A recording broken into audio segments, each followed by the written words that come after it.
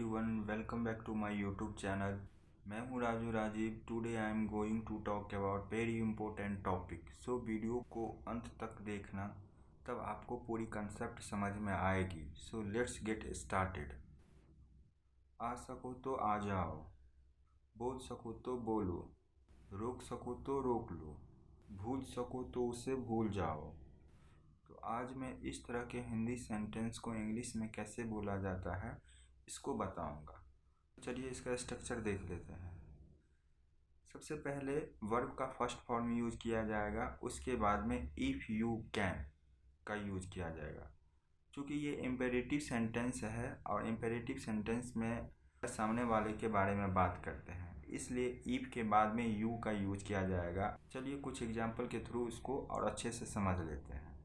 आ सको तो आओ, कम इफ़ यू कैन, बोल सको तो बोलो, स्पीक इफ़ यू कैन, रोक सको तो रोक लो, स्टॉप इफ़ यू कैन, पकड़ सको तो पकड़ो, कैच इफ़ यू कैन, दौड़ सको तो दौड़ो, रन इफ़ यू कैन, रुक सको तो रुक जाओ, स्टे इफ़ यू कैन, भूल सको तो उसे भूल जाओ, forget him if you can. If you can का एक और सेंस में यूज किया जाता है, उसको भी देख लेते हैं। जैसे मैंने अभी एग्जांपल दिया था कि आ सको तो आओ, इसको मैं दूसरे तरीक़ा से भी बोल सकता हूँ, जैसे दम है तो आके दिखाओ। अब इस तरह के हिंदी के सेंटेंस को इंग्लिश बनाने के लिए इफ़ यू कैन का ही यूज किया जाएगा। जैसा कि मैंने पहले स्ट्रक्चर दिया था कि वर्ब का पहला फॉर्म, उसके बाद इफ़ यू कैन का यूज किया जाएगा। इन द सेम वे इसमें भी वर्ब का पहला फॉर्म, उसके बाद में इफ़ यू कैन का ही यूज किया जाएगा। हिंदी में सिर्फ कहने का तरीका अलग है, लेकिन इंग्लिश में दोनों का सेम ही बनेगा। तो चलिए कुछ एग्जाम्पल्स के थ्रू इसको और समझ लें।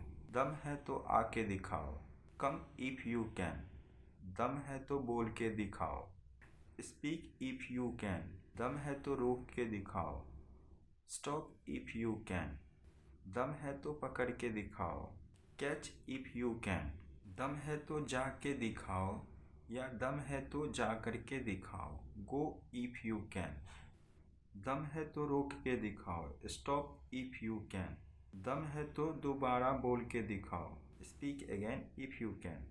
इसी तरह का एक और स्ट्रक्चर है, चलिए उसको भी देख लेते हैं। जैसे जाना है तो जाओ, खाना है तो खाओ, पढ़ना है तो पढ़ो, सोना है तो सो। तो इस तरह का हिंदी सेंटेंस को इंग्लिश में बनाने के लिए जिस स्ट्रक्चर का यूज किया जाता है वो है इफ़ यू वांट टू।